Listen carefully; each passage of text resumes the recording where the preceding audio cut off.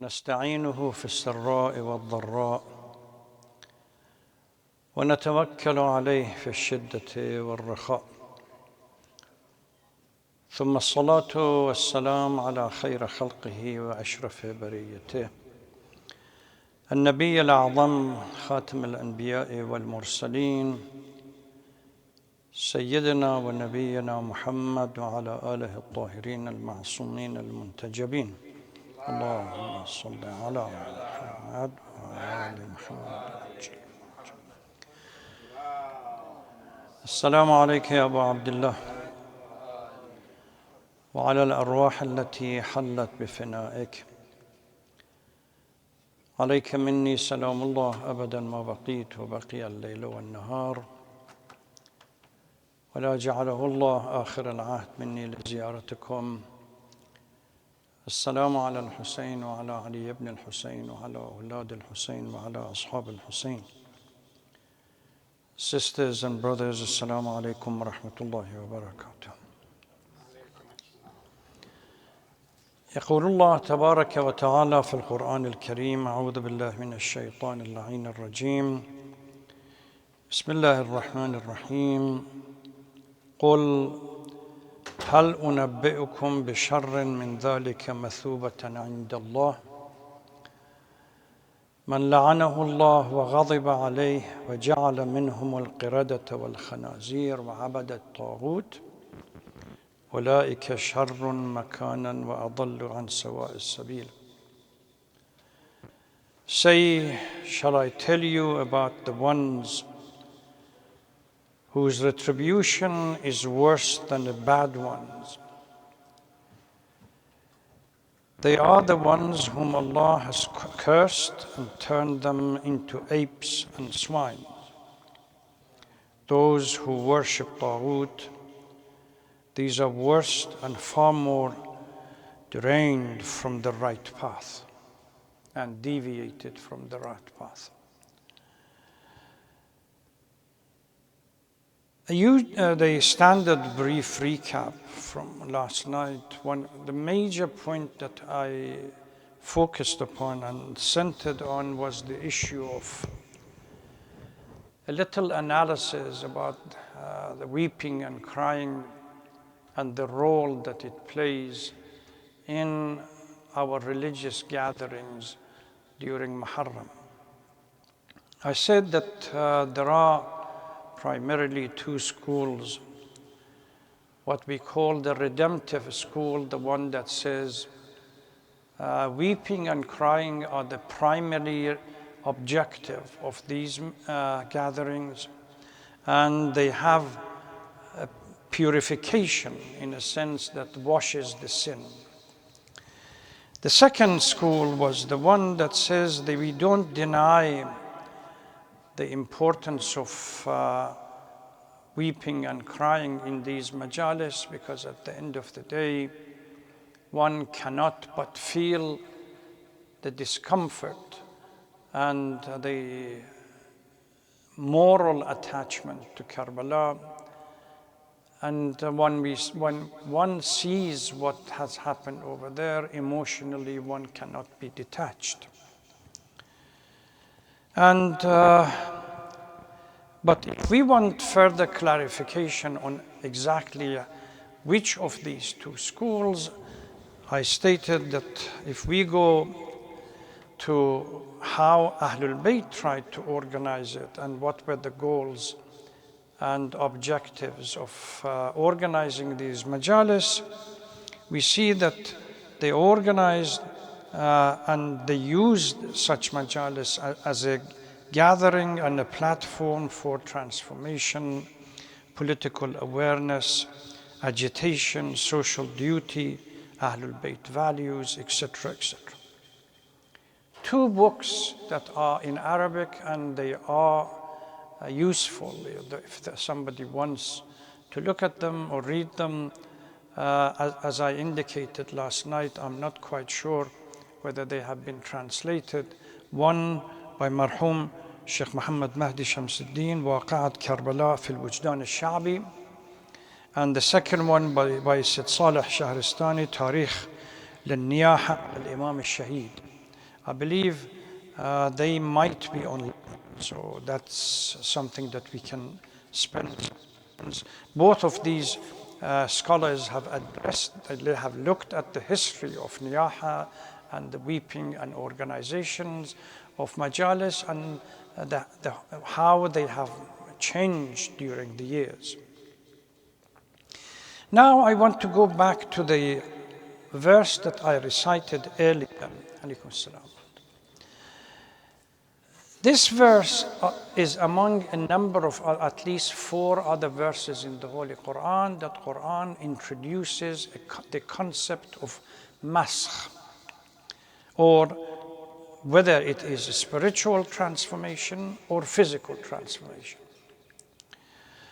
There are at least 4 occasions that Allah speaks about how a particular group of people, because of their disobedience to Allah and sinfulness and exceeding the limit, Allah uses the phrase masakh.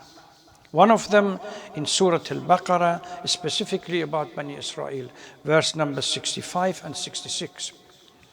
Regard Bani Israel, that says, who transgressed the matter of Sabbath, and we said to them, become apes living in disgrace. So it is clear that there is a transformation taking place. The concept of masakh here is being used. The second one is Ma'idah 60, which I just recited. And we made some of them apes and swines. Again, this transformation, masakh, is there. Another one is Surah Al-A'raf. A town near a sea transgressed, we say to them, become apes and be humiliated. Another example is Ashab Nabi Isa salawatullah salam alayhi.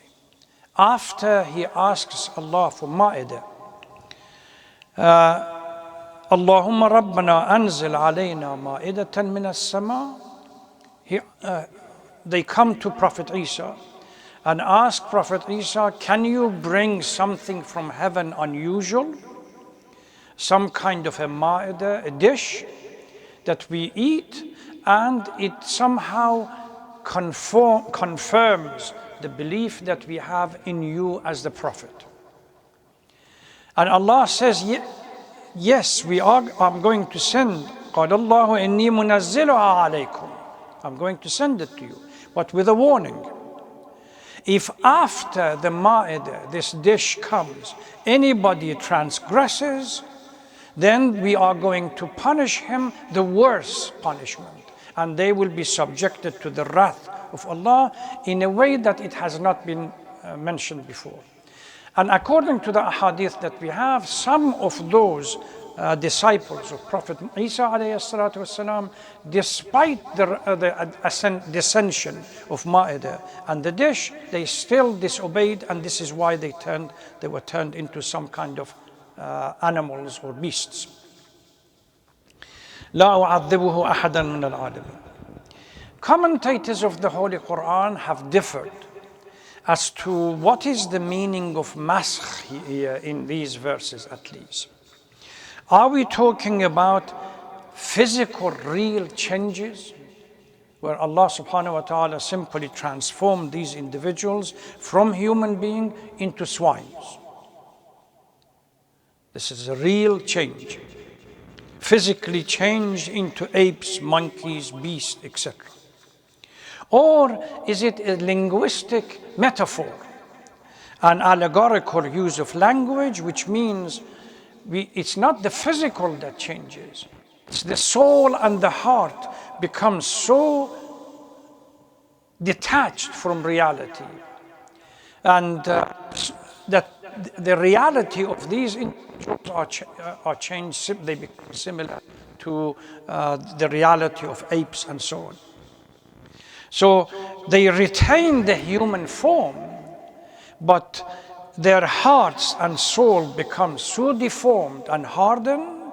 There is a verse in the Holy Quran that uses the concept of hajar, or rocks, that the heart becomes so deformed, it's like a rock. No truth or reality sinks in it.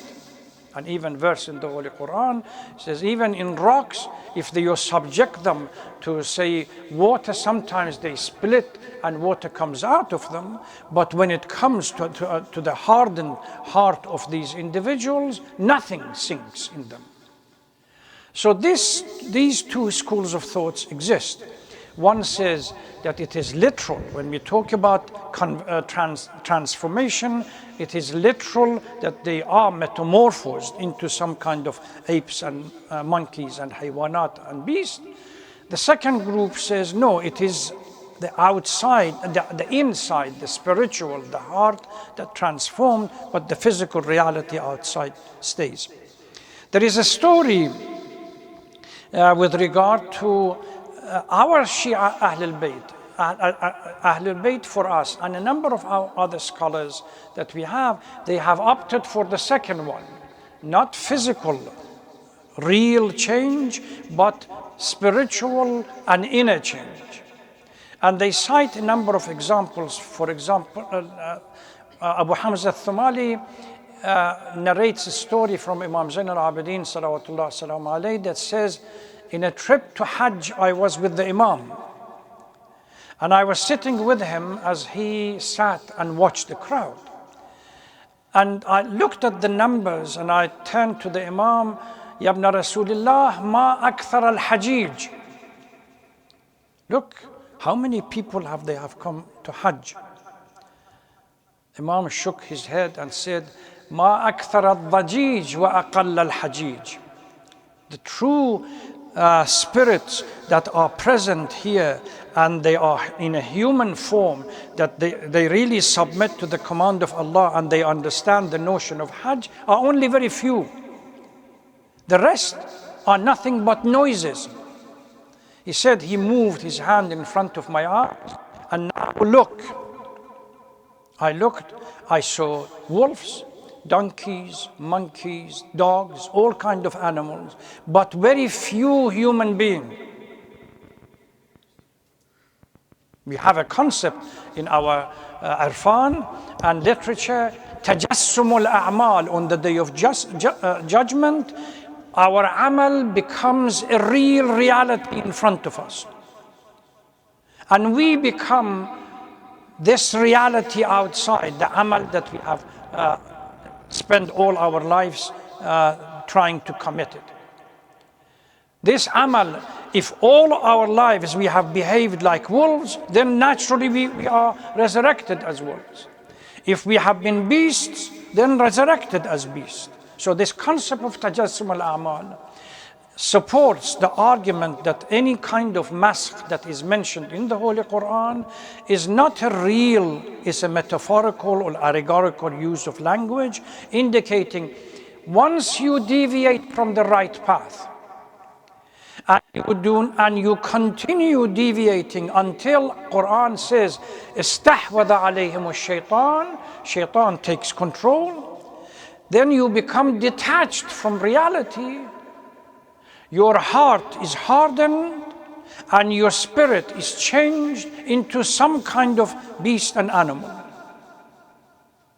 Urafa here, they spend huge amount of time and literature about the concept of this inner transformation and the spiritual transformation that comes out of sinfulness or submission to the command of Allah. This rich literature over there. So tajassum al-a'mal is a concept that we talk to not only about the day of judgment, but in this world. There is a verse that talks about those who eat the mal ul yatim, the orphans, that if they have the inner vision, if the veils are removed, they will see they are eating fire now. You don't need to wait for the day of judgment. يَأْكُلُونَ فِي بُطُونِهِمْ نَارًا. The problem that we have, that we don't see reality, as I said a few nights ago, it's because our vision is marred by the veils of sinfulness. And the only time is removed. We do it, there are two ways. Mutu qabla an tamutu, willful death, that the scholars and the urafa, they say, they talk about it, that they remove themselves. They have the power because of their closeness to Allah, submission to Allah. They remove themselves. They can remove their soul and willingly see the reality in front of them. And others, if we don't do it, we wait and wait and wait until the last second of our life. لحظة اليقظة. فكشفنا عنك غطاءك. Now, at that particular moment, we have removed the veil from your eyes. فَبَصَرُكَ الْيَوْمَ حَدِيدٌ. Now you can see the reality in front of us, in front of you. You see the back, and at that particular moment, Tawbah is not acceptable. The story of Pharaoh as he was drowning refers to this particular moment. When he saw the reality in front of him, now I swear to the God of Musa, and I'm going to convert. Al-an وَقَدْ عَصَيْتَ قَبْلِ. At this particular moment, it's not going the real. We have already told you where you're going to end. Showed it to you. Tawbah is not going to accept. Now, whether we believe, however, what is the meaning of mask, but we have a number of, by the way, scholars in Najaf. Marhum Sayyid Jamal Gulpaygani, one of the grand scholars and urafa of Najaf, he said, when I moved out of Isfahan and I went to Najaf, the first day that I went into the shrine of Amir al-Mu'mineen, I was struck by the beasts and animals as well as human beings that they were going around the shrine. For a moment I realized that because of my submission and because of my irfan, Allah has granted me a vision of seeing the real human being. He said, at that particular moment, I broke in tears. And I said, oh Allah, please take this power away from me, because I cannot live in a society by looking at them, seeing them as beasts, or wolves, or donkeys, or anything else. Tonight, night of the 10th, Ashura as an institution became the biggest test for the true nature of many people. If Ashura would not have happened, people like Muhammad ibn Abdullah ibn Ja'far, Muhammad ibn Hanafiya, and a number of other elites that were living in Medina, we would not have been able to recognize and be distinguished and somehow weeded and screened from those that the Holy Imam took with him. So this is why some people say Ashura, and particularly the night of the 10th, is Yawmul Fasl. Yawmul Fasl. Fasl means the day where discerns, separates people from each other. It's a day it's an expression used for your day of judgment. But ulama say also Ashura can be used for it, because the whole uprising of Ashura and what happened on the night of the 10th and what happened on the 10th separated, is like a sieve, separated the pure from non-pure. Yawm al-Fasl, set apart two groups of people. What Quran says, Ahsanul Khaliqeen wa Asfalus Safilin, all of them in one meeting. They stood in front of each other. One group, on a night like tonight, took a monumental leap to heaven, and another sank deeper and deeper into the abyss, and became example of what Quran says, أُولَٰئِكَ كَالْأَنْعَامِ بَلْ هُمْ أَضَلُّ. They are worse than beasts. One group turned the desert of Karbala into the holiest shrine and mihrab, worshipping Allah subhanahu wa ta'ala all night, taking spiritual nourishment for the next day. But Amir al-Mu'mineen salawatullah salam alayhi in Khutbat al-Muttaqeen says, Zuhadul layl wa usudul nahar. If you go and read Khutbat al-Muttaqeen, somebody comes to the Imam and says, Ya Amir al-Mu'mineen, explain to me the characters of the true believers. Imam responds in a brief response. He is not satisfied. Then asks for more. Then Imam stands nearly 110 different characteristics of the true believer. One of them is this, that during the night they wrap the middle of their clothes and they strengthen themselves. They put their feet straight and steady on the ground and constantly shed tears during the night, asking Allah subhanahu wa ta'ala to release them from the punishment of hell on the day of judgment. During tonight, that's exactly what happened in Ashura for a certain group of people. One group became distinctive, eagerly waiting for and longing for the soul to be transcended. And Habib ibn Madahir was telling all, at the age of 80, 90, was telling everybody else, between me and heaven, began to laugh. Between me and heaven, there is only one sword and 1 second. How desperately I long for that moment when I'm released from this body and I meet my Lord, my beloved. Hallaj, one of the grand mystical figures, has an expression. He says, Al-muhabbatu narun tahraqu ma sawa al-mahbub. Love is a fire, burns everything but the beloved. You don't think about yourself. You don't think about the world around you. At that particular moment, you see yourself and the beloved. And the path is becoming shorter and shorter by the breath. This is why we want to go faster. Al-muhabbatu narun tahraqu ma sawa al-mahbub. Istahwad on, and the second group, dead as a dodo, as we say. They couldn't even recognize the reality. So they became so wicked that they were prepared for few pieces of silver to commit the most wicked act and evil act of slaughtering Ahlul Bayt. And on the other hand, there were those that Amir al-Mu'mineen says, فَهُمْ وَالْجَنَّةِ كَمَنْ قَدْ رَآهَا فَهُمْ فِيهَا مُنْعِمُونَ. Once the veil is removed, heaven becomes a reality in front of it. One of the disciples of Amir al-Mu'mineen, salawatullah salam alayhi, it happened during the life of the Holy Prophet as well. One of his disciples, on Ashab al-Saffa, the one that they used to sit close to that stone in the Masjid al-Nabi, these were poor people that the Holy Prophet would come early morning to check and find out whether they need something.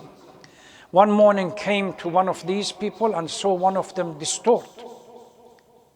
He said, "What's the matter with you, Ya Fulan?" He said, "Ya Rasulullah, I woke up and the reality is right in front of me.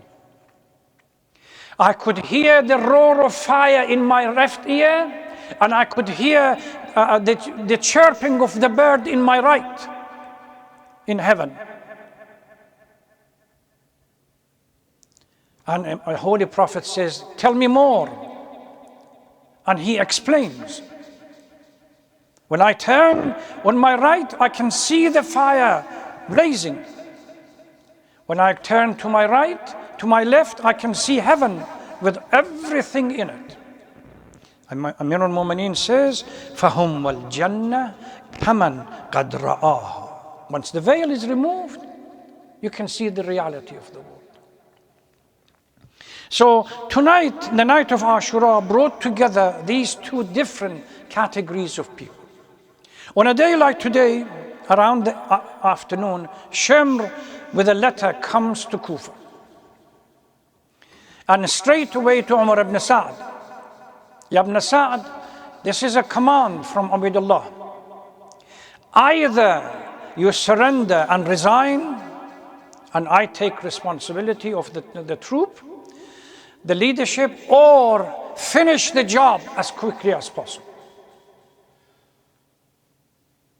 Umar ibn Sa'd knew if he resigns, Mulk al-Ray is no longer his.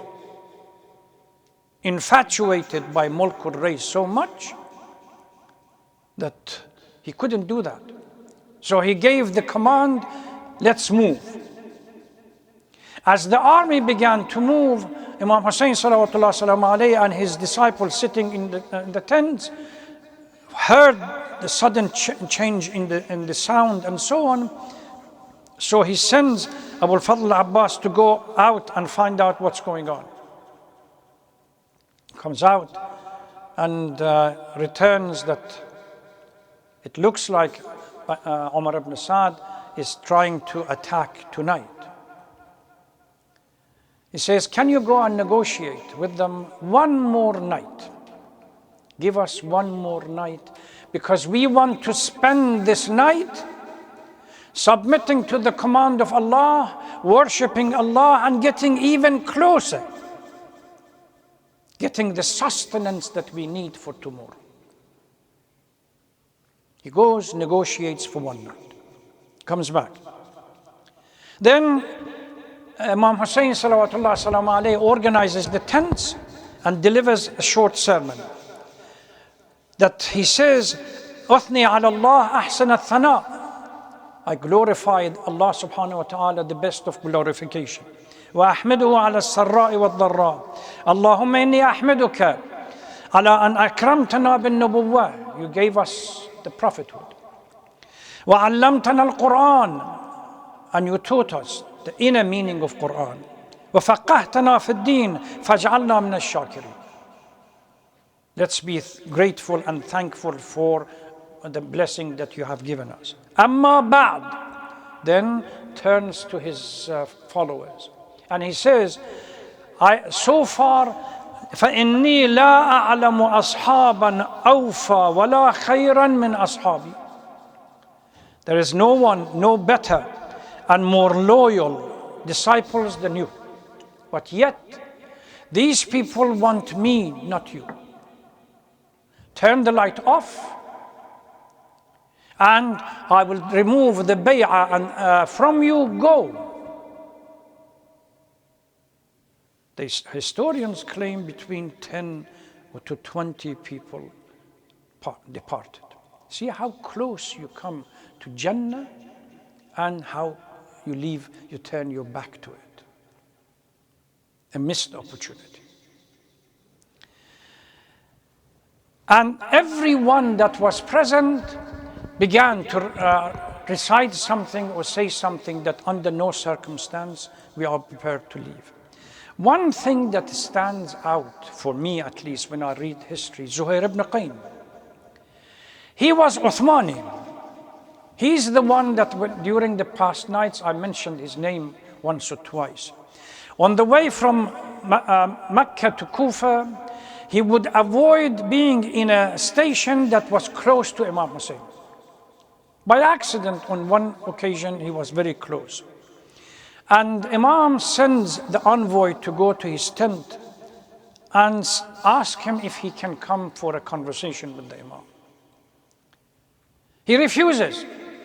And he says, أنا على دين عثمان وهو على دين أبيه. I'm not going to go to it. We have parted company after Uthman. His wife comes in and he says, aren't you ashamed of yourself? On the day of judgment, the Holy Prophet's grandson tells you to come. What answer do you have?